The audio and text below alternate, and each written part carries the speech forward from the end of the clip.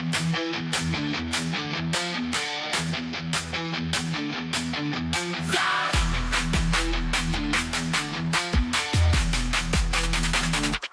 life storms rage and skies grow dim, we gather the shards, piece by piece within. Through tears and trials, we find our might. Let me take you higher toward the light. Let me take you higher beyond the pain. Where broken dreams mend and hope remains. We'll rise from ashes like a phoenix bold. In the symphony of resilience, our stories unfold.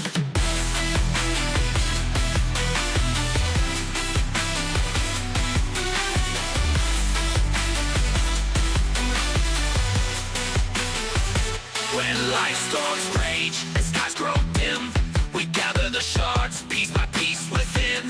Through tears and trials, we find our might. Let me take you higher toward the light. Let me take you higher beyond the pain. Where broken dreams mend and hope remains. We'll rise from ashes like a phoenix bold. In the symphony of resilience, our stories unfold.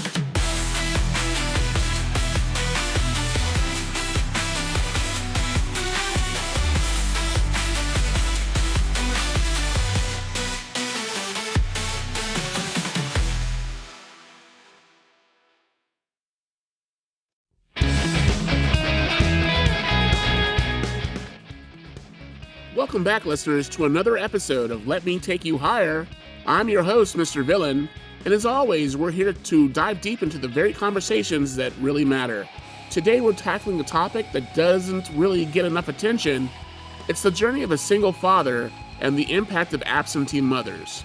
And joining me today to explore this further, from a very personal perspective, is our special guest. His name is Jim. Now, for those of you who are new here, we don't shy away from the tough conversations. We're all about exploring the highs and the lows, and everything in between. And today, we're going deep into the challenges and struggles and triumphs of raising kids as a single father in today's society. Now, Jim has agreed to answer our questions, not holding anything back. And of course, his name really isn't Jim, but we do that to protect him from, outside endeavors of others who may have bad intentions. So sit back and relax, and you'll listen to our guest, Jim.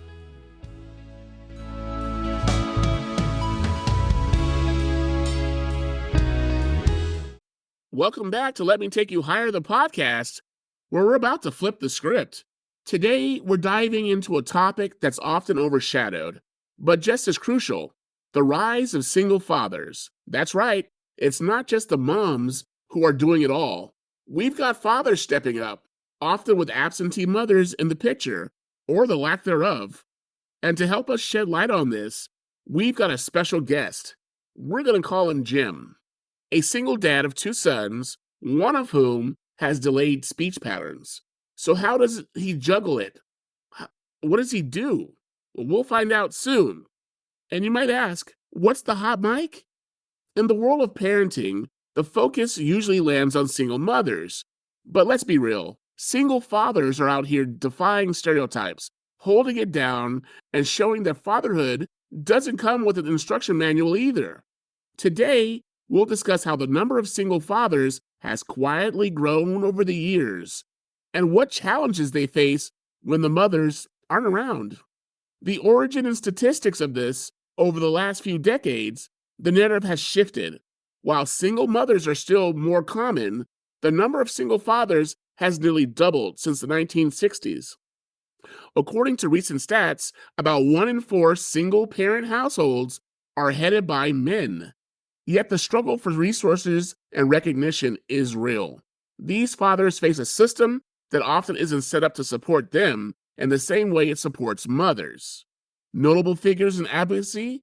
Let's highlight some key figures here, like actor and advocate Terry Crews, who has spoken openly about being a father of 5 and fighting stereotypes. On the more local level, we've got guys like Jim, who's out here raising 2 sons, one of whom has a delayed speech pattern. How does he manage the emotional and logistical aspects of single fatherhood. Let's ask him. Hey, Jim, are you there? Yes. I'm doing good, man. Thank you for being on the show. This is a great topic, and I've been wanting to cover this for a very long time. I grew up in a single mother household, so I've kind of always wanted to know what the other part of it looked like, or just heard someone who had that. So, I guess my question for you to start off is, what is it like being a single father with two children? I will say the first part is the scheduling, and the second part is kind of being the devil's advocate. You're good cop and bad cop all at the same time. Okay, you gotta lay down the law, but at the same time you gotta be nurturing and play that somewhat motherly role too, right. give your kids a hug and kiss and Okay, so you got to kind of do both. You got to have the discipline. When I was married, it was like, don't make me get your dad. But now I'm both. so you're So you're you're Mr. Mom, like yeah, yeah, like yeah, Tom. What's his name? Michael Keaton. Yeah. yeah. So like you got to kind of play both roles, and that's a little bit tough to navigate. But once you Okay. get a routine going, it's all good. So now, I mean, for the people listening at home, they don't actually know the full story of how this all came about. Can you walk us through, the moment of impact, or when you realized something was off, or the whole situation that led up to this? Well, I was working for you Yeah. right around the time it happened. Roll. Which, by the way, one of my best bosses ever. Just for everyone listening on. I appreciate that. Yeah. So I got home from work one day. I was bartending, All and right. I was working an opening shift, so I got off around 6 p.m. Mm-hmm. She'd been a little pissed. She took off, and well, you know the story, but all of the audience know. Day one. Yeah. So so I had an 8-month-old at the time and a 2-year-old. That's how old they were. And Okay. so she just walks up to me and she's all done up, ready to go. And I always let her have her girls' nights. I never, Yeah. it's my wife. I trusted her. I never thought, Well, you should have it, you're supposed to. but have Yeah. a girls' night. And 1 o'clock comes around and I go, hey, are you on your way? 2 o'clock comes around. Hey, bars are closed. Where you at? 4 a.m. comes around. I actually called 2 different municipalities, Oh, and I had Leander PD standing on my doorstep filling out the missing persons report. wow. 'Cause that's not like my wife. I was genuinely scared. I was wondering where she was. Right. Well, she was comfortably nestled up with some kid that lived in a frat house. So Wow. after that, she got caught and just stopped coming home. And Just then, She just I didn't was come back home waiting. again ever, or No, no, no. We lived under the same roof for a few more months because it was the holidays. right? So we agreed to live under the same roof, but we were separated Yeah. technically. Okay. And yeah, I filed for divorce. And yeah, she was still going out and just, yeah, same thing, just not really coming home very often. She was really checked out. Oh, she was done. Um, Okay. that'd be the best way to put it is checked out. Yeah. And yeah, so I took on that role. And Wow. then, once I got my own place, then the kids pretty much stayed with me full time Oh yeah, for sure. for about a year and a half, 2 years. Yep. And now we're 50-50, and I don't want to bash on her too much, but yeah, like we're still in the custody battle. But 2 years later, you're still doing the custody thing. 2 years later. yeah, yeah. Wow. Well, she wants child support. Oh shit. She wants child Yeah. support. Oh, that's cute. That's real cute. Yeah. Well, unfortunately, the state of Texas kind of sides with the Okay. mother regardless. But Well, so that's the background on it. yeah. So now you Yeah, I caught her cheating. She was having an affair, right. and I filed for divorce, and Hmm. so I ended up with the kids, and now she's coming back at me just because the divorce is almost wrapped up. She wants to get a little more child support. Oh, Uh, okay. And you think that it has a lot to do with being in Texas, where Texas isn't siding with your part of the case? Correct. Mm, Yeah. They side with the mom most of okay. So are you trying to fight that, or what are you trying to do to get that rectified? So I'm not gonna lie, I ran out of retainer money. So Yeah. I'm representing myself in court. Oh, wow. And yeah, so she's got a team of 5 lawyers and it's just me against them. And we're doing good so far. Okay. Everything's going good. Luckily the judge is a very fair judge. It's just the laws are the laws. And so there's only so much you can do about it. Right. And I'm not a lawyer.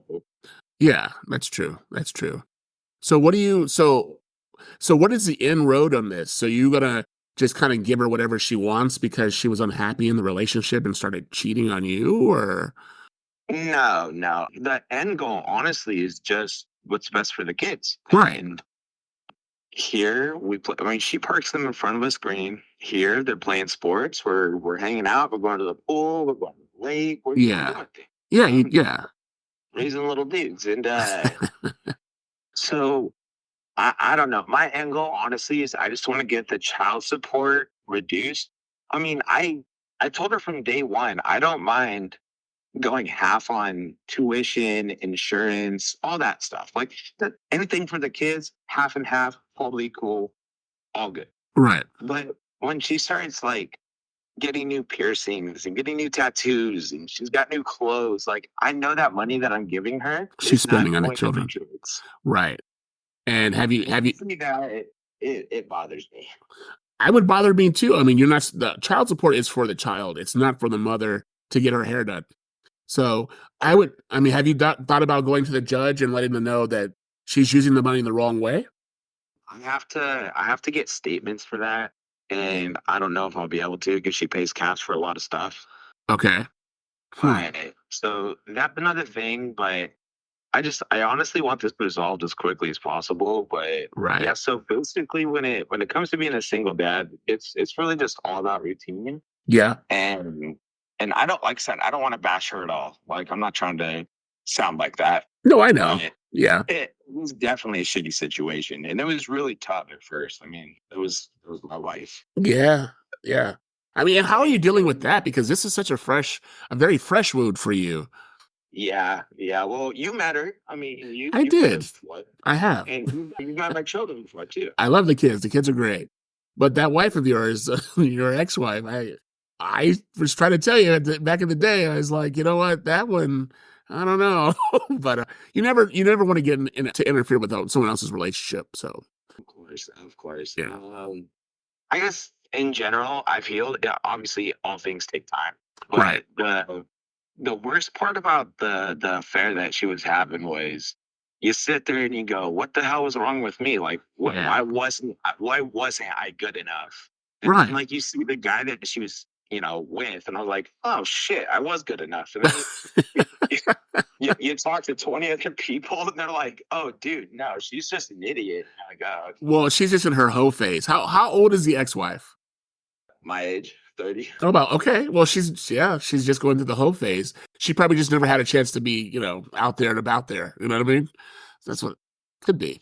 Well, we were together for 8 years. Yeah, So, yeah, I mean, and she was in college when I met her. So I thought she had it out of her system.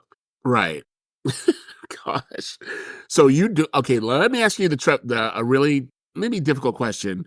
I've had relationships too, just on the other side of the fence, but I don't believe I've ever been cheated on. Did she ever tell you that that was her first time cheating on you, or were there other times that she did do this?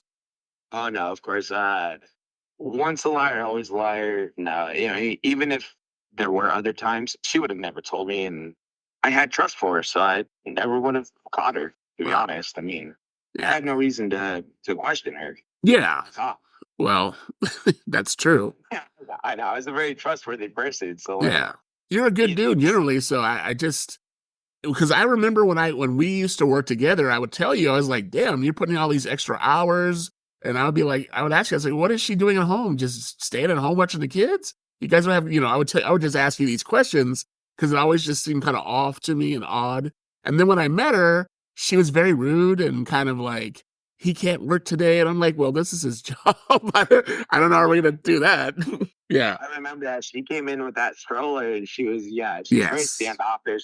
You know what it was is so you know, one thing that I've learned is when people are cheating Yeah. and they don't get caught, they get very defensive. Yes. Oh, And yes. I think what she was doing is she was cheating, so she walked into that store Hmm. and she wanted to see if I was actually working. Oh, so she's trying to check up on you. And you know what? The only reason why people do that is because they're actually cheating. That's why, Yeah. yeah, I don't trust you because I don't trust myself kind of situation. Yeah.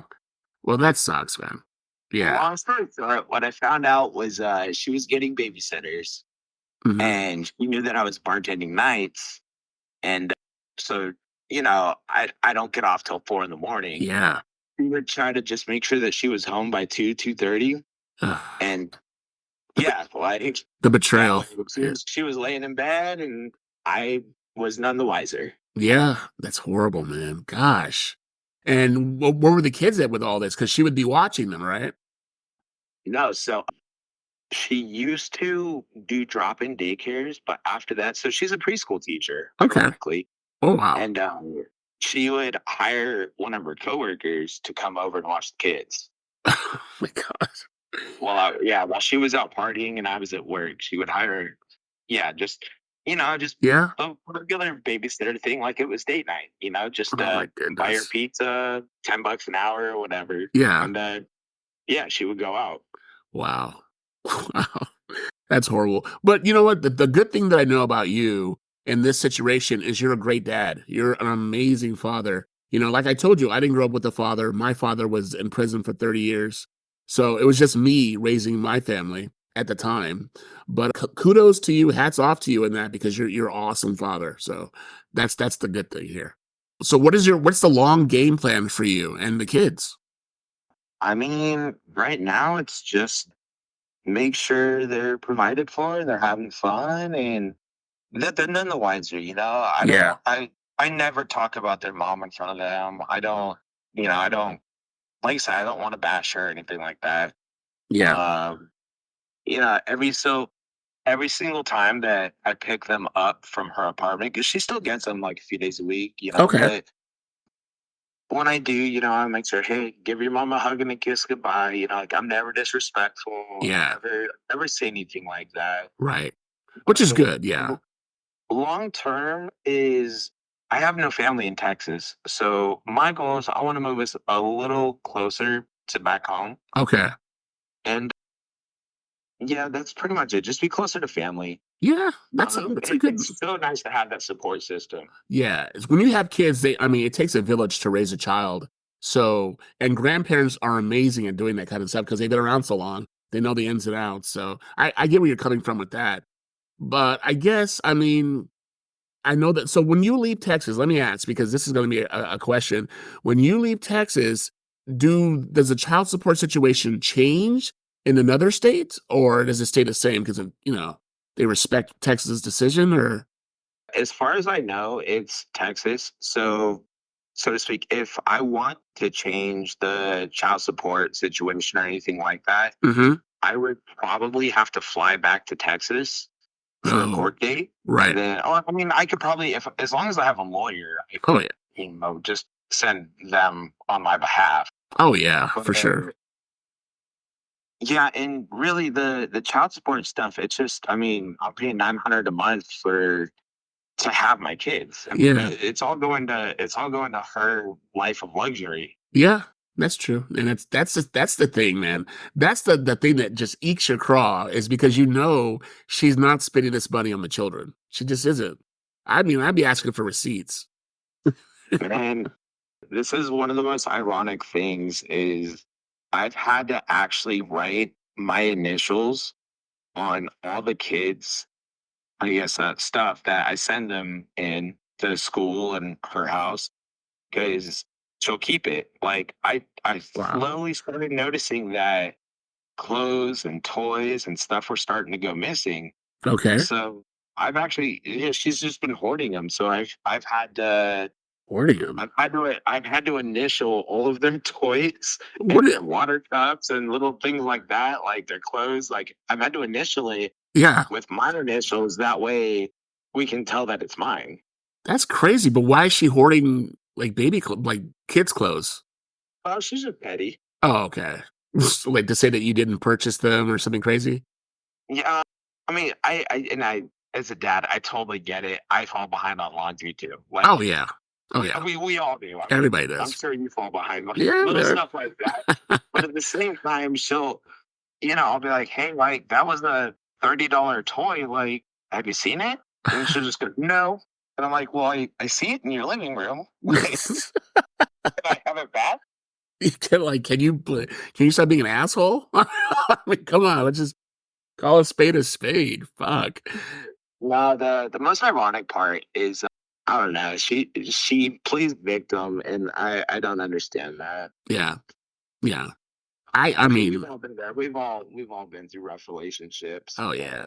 But we see for me, I've been through rough relationships, but I don't have children. So when you add that into it, it's such a it's a lot, man. And I feel for you because you don't want them to see dad angry or upset or hurting over their mom because then they'll start to pick apart. They'll pick a side.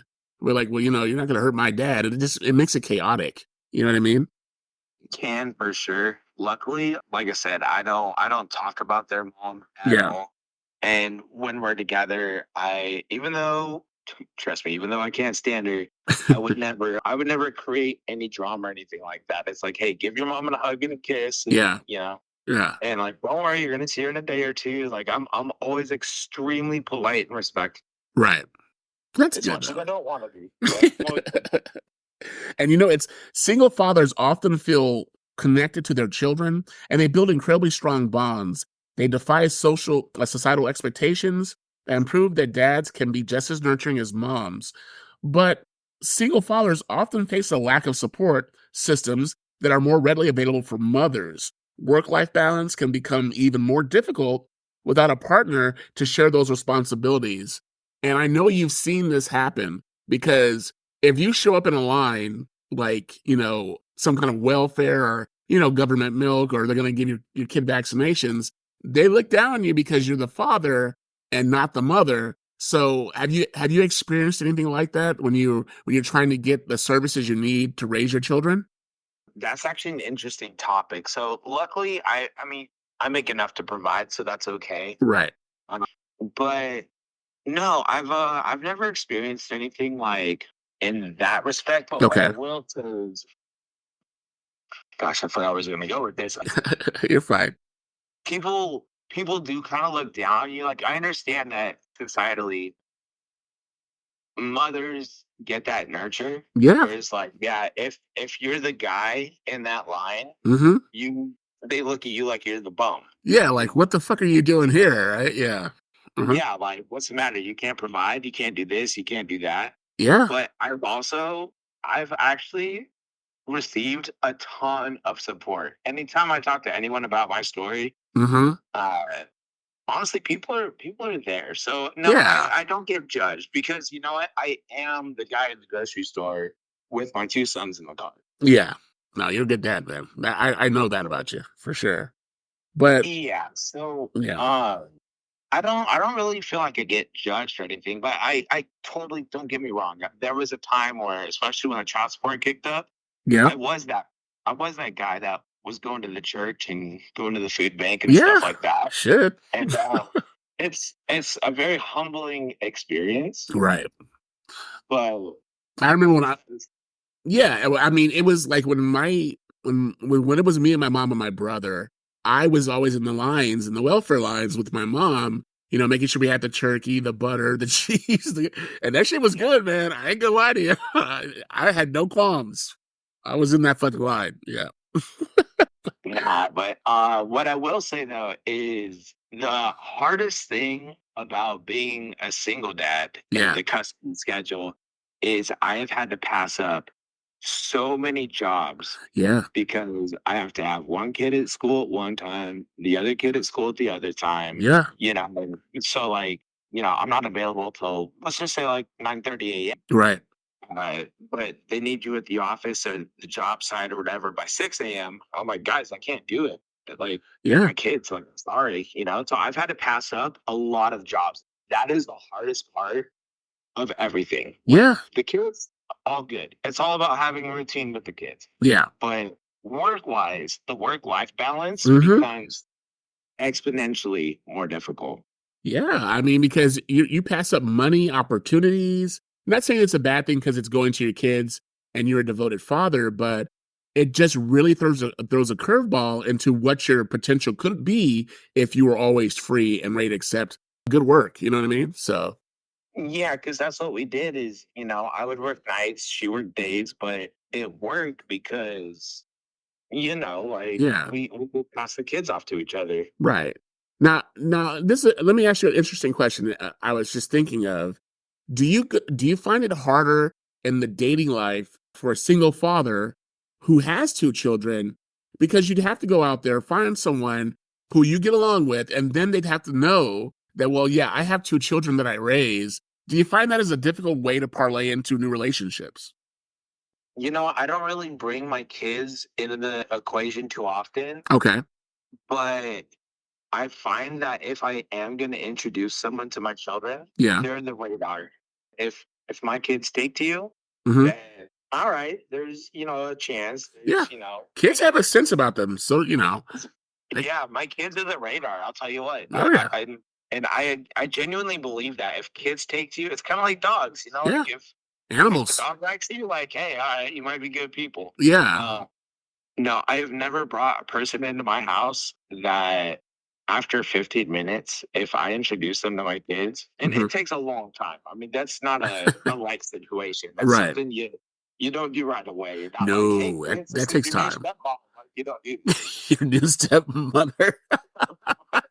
Yeah. you don't do things like that. Right. But I actually yeah, I have introduced my kids to women, and Okay. if it didn't if they didn't take to them right away, Hmm. then Then you already know something's not right. yeah, sorry, hey, like, kids come first. And Yeah. It's just like when people have animals, they say, also, "Oh, that's my dog doesn't like you. The dog stays. You got to go." And I mean, it's you way more for can the also kids. tell Yeah. though with people, ironically, this is like one thing I've also picked up on. Hmm. Some women are more nurturing, and Yeah. then other ones have no idea how to deal with children. Oh And yeah. if it's too much for them, like they're still Hmm. in their party phase or this, that, whatever, Yeah. then like, hey, sorry, I have to be responsible. You seem Hmm. like a really sweet woman, but like kids come first. Well, yeah. Just like fatherhood isn't for everybody, isn't for every man. Motherhood isn't for every woman, and you don't get like a how-to book on either one. So that's true, man. Yeah, Hmm. that's what I tell my ex that I don't mind if you start dating again. Like, I'm over you. Yeah. That's neither here nor there. Right. But if you do start dating a man, I just want to take him out for a beer. I just Yeah. I want to, kind of want to know who this is. yeah, I want to Yeah. make sure I know who the guy around my son is. And if Yeah. he's a good guy, great. Like you said, it takes a village. Yeah. Takes a Like, village. I'm not jealous and I'm over her. So like that's not the issue there. Right. It's more that I just want to make sure my sons are taken care of. Yeah, and I'm not saying that another man would neglect your children and not take care of them, because if he's going to be in a woman's relationship and he knows she has children off the bat, he's got to make that decision. Like, am I father material? Can I help out? What can I do? And it's happened. And let me tell you, those guys are the best guys when it works out. Of course, I have a stepfather, so I mean, once it's good, it is pretty good. So I got to commend the stepfathers out there who take on other people's children. But let me ask, this is do you think that there's a concept where it's a parenting is a gender role? Like, say for instance, the nurturing part is played by the woman and the aggressive part is played by the man. Do you think it should be like that, or should each person split the gender role with their kids? Oh, absolutely split it. Absolutely. Okay. I don't think there's a single father on the planet that should not give their kid a hug and a kiss before bed. And I don't think that there's a single mom that should be afraid Mhm. to, lay down the law. Yeah. So So, it's yeah. yeah, no, I totally think it should be split. Like, No, I've never been the aggressor, and like I said, once you become a single dad, like you're filling both roles. So you it's have like, to, yeah. yeah, it's Mhm. like go to your room, you're in timeout, and then 2 minutes later, you're like, "Come oh, here, I'm mom's sorry." gonna give me a hug. Like, You're the softy dad. "Let's go see Softy Dad." and you know what the funniest Uh-huh. is, poor kids, man. They have no idea. Yeah. You send them to their room, Uh-huh. and they think you're pissed at them. They're upset. Yada Yep. yada, and you're just trying not to laugh because you're like, oh my god, that was so. That was just You so like how I was raised. I'm now turning into my dad, right? Like, good grief. Like, what is going on? No, I hear Yeah, you, like bro. you think you're pissed at them, Yeah. and you're totally not. You have to raise your voice. Just I Mhm. don't know, establish dominance, and then after that, you're Established dominance. What are they, predators? Like little apex predators running around? Probably. Yeah. So what's a typical day like for a single dad like Jim? Let's be real, it's not all muscle-bound heroism. Between school drop-offs, dealing with delays in speech development, cooking, working, and sometimes just holding it all together, single fathers deserve more than just a pat on the back. So Jim, walk us through your average day. How do you manage work, your son's needs, and keeping some semblance of sanity? it is all about having a schedule and Okay. doing things ahead of time. So, like I said, I don't lay out one outfit. I Mm. lay out 5 outfits. I Oh, lay out outfits for the entire week, and I have them ready to go every morning. okay. Okay. Water cups are ready to go. I do everything the night before, Okay. like said, meal prepping, Yeah. things like that. Like it's literally just being prepared. That way, when you wake up in the morning, Hmm. uh, you're just ready to go. So like so I get them to bed. Right. I I'm sorry for the audience or anyone that disagrees. Anyone that can get their kid to bed before 8 o'clock or Yeah. Right. they're freaking lying. Oh, my Uh, kids go to bed at 9:30. okay. It's not horrible. And so like now my kids go to bed at 9:30 because if I put them to bed any earlier than that, they're gonna be up at 5 a.m. I Oh, promise. yeah. And hell no, I need that. I need that time. So I set an alarm for 4 a.m., which I told you about this. Yeah. So I set an alarm for 4 a.m. I start a load of laundry, start a load of dishes. I do everything while they're still sleeping. It Yeah. makes it 10 You have times to. easier. Yeah. Yeah, otherwise they're tugging at your shorts. They're, "Daddy, I want this. Daddy, I want that." I'm like, "Dude, can I please just scrub this pot?" I I got other shit I gotta do. Right. Right. Yeah. Yeah, so, it's all about planning ahead. Yeah. So, that way so, yeah, when they wake up, everything's good to go for them. Their Hmm. breakfast is ready, their Right. clothes are ready, Yeah. everything's good to go. Okay. Um Yeah, I'm trying to think of anything else. It's really just about planning, but Hmm. so what I do is I wake up at 4 a.m. and then I try to only be up for an hour. Then Yeah. I'll sleep from 5 to 7 a.m. Yeah. And then 7 a.m. is when I get up and I start getting them ready for school. That Okay. way we have time to kind of kick back and, Yeah, watch because cartoons or whatever during breakfast. Like we you get get your alone time with the kiddos before they head out to school. And what are their ages? 2 and 5. 2 and 5 now. Okay, cool. Okay. Hmm. All God, right. when you met them, they were Oh, they were 15 babies. to 2. Yeah, I think so. What? Yeah, two for sure. And when they were baby They were babies. babies. Yeah, they're growing. They're growing like weeds out there, aren't they? Good, these kids, man. I don't know. They growing faster than what we did, but that's a good thing, probably. So What? yeah, Uh, I don't know if I already mentioned it, mm, but parenting hack, seriously. yeah, So for bedtime, this is the other thing I juggle. I mm. don't do a lot of screen time. It's all about burning energy. I want those kids to sleep. Right. You want them tired, tired. Daddy can sleep. But so what you do is you put the last 15 minutes of a movie on Yeah, and you teach your kids once the credits come on, it's time to go to bed. yeah. It's time to get to bed. Yeah. That's pretty. Actually, Just that's let him watch the last 15 minutes of a movie. yeah. And he'll That's be very like, "Oh, smart. Daddy, bedtime, Daddy, bedtime." Yep. Oh man, that's so cute, bro. But let me ask: in a world where the narrative of single motherhood often dominates, single fathers are proving that fatherhood can be equally demanding, rewarding, and complicated. Whether it's managing delayed speech or simply getting through the day, the dads are stepping up in ways that are often overlooked. So I guess in my closing statements for today in our podcast, we wrap up this segment on the other side of the parenting coin. Single fathers, hats off to you, especially you, Jim, for showing us what strength, love, and dedication look like. Fathers, mothers, it's all just parenting at the end of the day. Do you have any other things that you would like to tell the audience, Jim, before we close out our show today?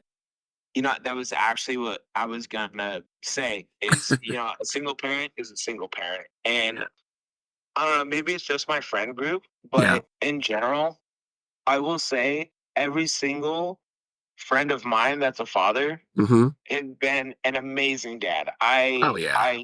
I don't know anyone in my friend group that I grew up with Mm-hmm. that just bailed. Right. And none of us respect anyone that bails. And that goes on both ends. Yes. Mom, dad, whatever. Yeah. Single parenting is not it's not easy. It's not. It's not convenient. Nope. But you know what? It's the right thing to do. And that makes you a good person. Yeah. So Yeah. Shout out to my brother, another single father of twins, and he's been doing it for almost 14 years. So you guys are good, man. yeah, no, that's about it. Yeah. I mean, yeah, and to all the single moms out there, you're crushing it. Just Yeah. stay strong, love your kids, hmm and it gets easier. It does. As they get know, older. Once you get a routine, and, you know what you're doing, Yeah. it's all good. And Yeah. I do want to end it on this if you don't mind. Sure, of course. Okay. I did meet a wonderful woman, Oh. and she's been kind of coming around the house. Oh, And sweet. Okay. she's great with my kids. She's a teacher. Aw. And yeah, we just celebrated 1 year. Well, congratulations to you two. Yeah, Awesome, so man. I'm not necessarily a single. She doesn't live here, so it's still. You're still single. You're still single dad. Yeah. But I'm not. I was gonna say, like, I'm not. I'm in a relationship, but I'm not. I'm not a totally single dad. Well, you know what? And she helps with bath time, bedtime. They love her to death. She's a good woman. And that's a beautiful thing. So, there's a happy rainbow, happy ending at every end, right? So you went through some hardships, some trials and some tribulations, but you bounced back and now you have someone in your life that wants to be with you, and knowing the whole totality of what you're going through, she's there to help you. That's amazing, man. And you can't ask for something better than that, right? Of course. Sometimes you gotta go through the bad to get to the. That's true. That's true. Well, guys, thank you guys for tuning in for our show. This has been Mr. Villain with our special guest, Jim, on the Let Me Take You Higher podcast. Thanks again, and we're signing off.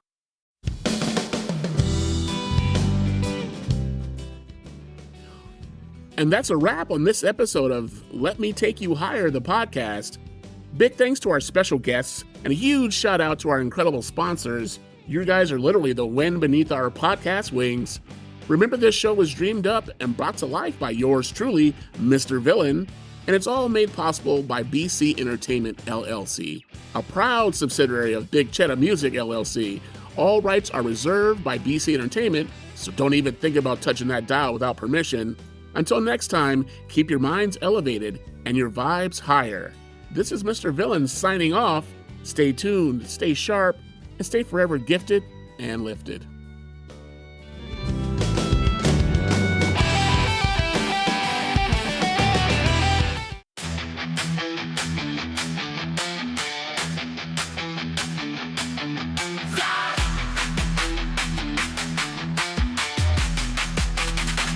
When life storms rage, skies grow dim, we gather the shards, piece by piece within. Through tears and trials, we find our might. Let me take you higher toward the light. Let me take you higher beyond the pain. Where broken dreams mend and hope remains. We'll rise from ashes like a phoenix bold. In the symphony of resilience, our stories unfold.